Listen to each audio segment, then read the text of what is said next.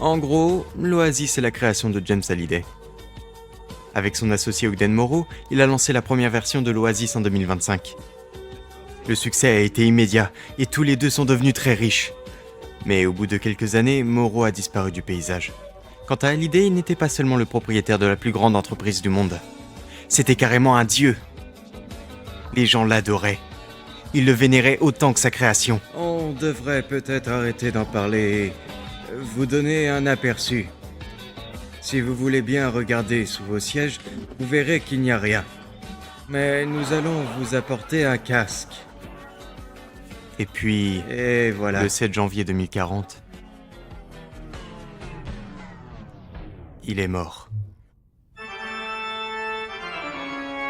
Et ce qu'il a laissé derrière lui a tout changé.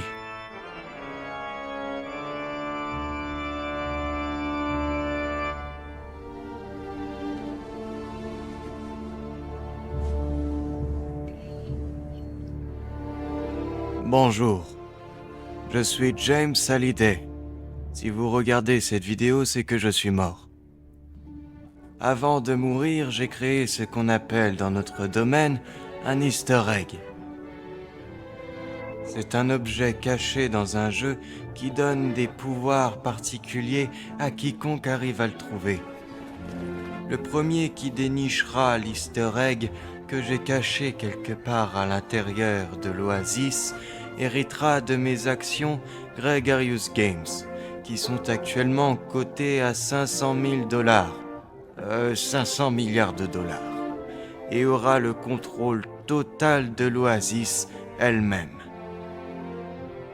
Sous la forme de mon avatar, un oracle omniscient, j'ai créé 3 clés. 3 défis cachés pour les plus héroïques, dévoilant les 3 clés cachées de 3 portails magiques. Ceux qui parviendront à vaincre les dangers atteindront la fin du jeu pour s'emparer du trophée. Envolez les clés. Je ne me suis pas contenté de laisser traîner les clés sous un rocher, bien sûr. Elles sont pour ainsi dire invisibles, dissimulées dans une chambre sombre au cœur d'un labyrinthe qui est situé quelque part dans ma tête. Que la chasse à l'Easter egg d'Hallyday commence!